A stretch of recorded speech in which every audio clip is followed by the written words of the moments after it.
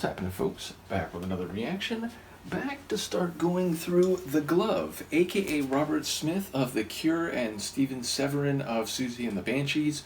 I do believe there are other supporting or accompanying musicians on the album.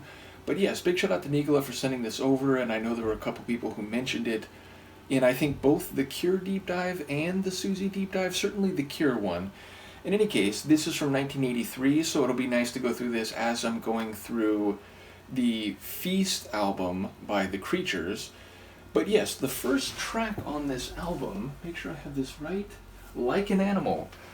So there's an indication that whatever is being talked about, presumably a human, and to be fair, we humans, on a biological view, are animals. We are mammals and primates, and if we are so, then we are animals. But there's a comparison, a simile is being used, indicating that whatever is being described is not an animal, but it is like an animal. So if that is a person, perhaps their behavior or perhaps their appearance is more animalistic than one would normally expect.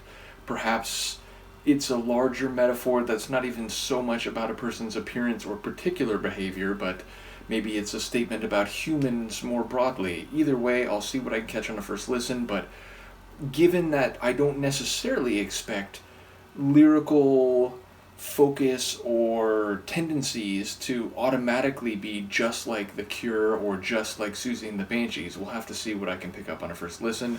This is The Glove.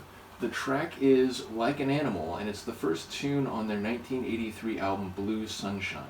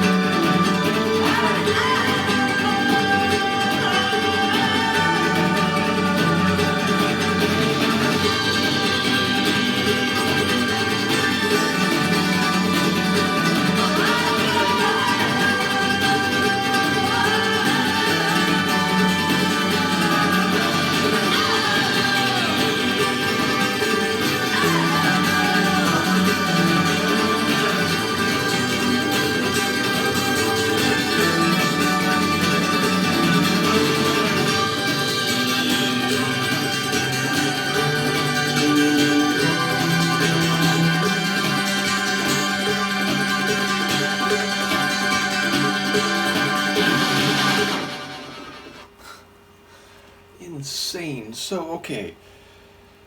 Sonic's first, the guitar and the bass are just rapid fire, like such fast playing, and the drums too, cycling like very intensely at a high tempo. But then there's these like long organ chords behind, which were really standing out toward the end, and some of the vocal extensions. I'm curious to look up. I'm gonna check in a moment to see who that was on vocals, because I was like, wait, is that Siouxsie? Which wouldn't terribly surprise me, but there were moments where I was like, is that really her voice? It sounds like maybe it's a different voice. But there were like these long vocal extensions, which again sort of provided a contrast, like those organ chords, to the otherwise very fast and rapid fire and cycling sonics of the guitar, bass, and drums. And like what I heard, I'm curious. I wondered if she was a personification of nature, because there was something about like, if you fight against her, you're never gonna win. But then it sounds like, the dry air is gonna cut her throat, and was it like her fingers are like swallowed when they fall down? So it sounds like there is violence being committed upon her body, which again, maybe that is referencing a woman who is in some way being consumed in an animalistic way, like an animal. But then I thought, again, maybe we're talking about nature as this woman, and it's like humans who are attacking it like an animal, and like, can't we just leave it be for once? So, yeah, I really don't know what's happening thematically, but the bits that I caught have me very curious.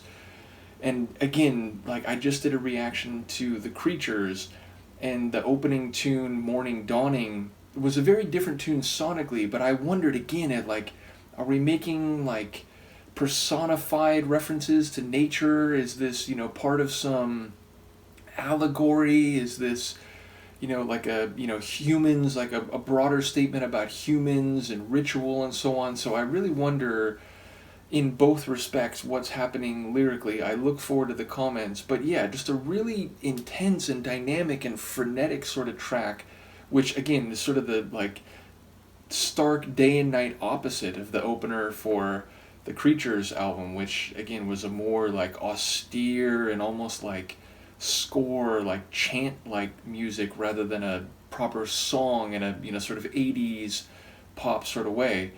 But yes, let me look up the instrumentation, because again, when I opened their Discogs page, and I'm sure some people may have already mentioned this.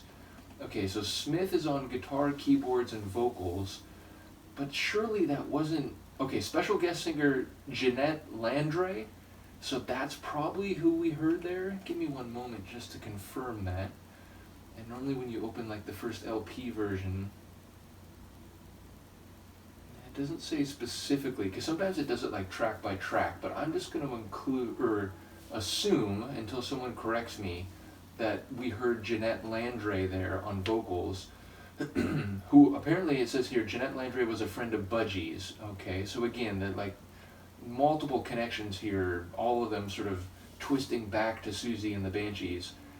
But yes, so real drums, Andy Anderson. It did feel like those snare flourishes were like drum machine though. Maybe I'm wrong about that, but I really thought in particular among the drums, those rapid fire snare flourishes at the end of the measures were drum machine. Huh. But it's saying here, the first song they recorded as The Glove was recorded at the end of '82 as an experiment. Severin took the title Punish Me with Kisses from a pulp novel. Landray provides vocals for most Glove tracks. Okay. Smith's voice appears on Mr. Alphabet Says and Perfect Murder. A fewer instrumentals. Okay, so yeah, and Like an Animal apparently was one of the singles from the track, or from the album, excuse me. So yeah, and apparently The Glove is named after a character from the Beatles' Yellow Submarine. Well, there you go.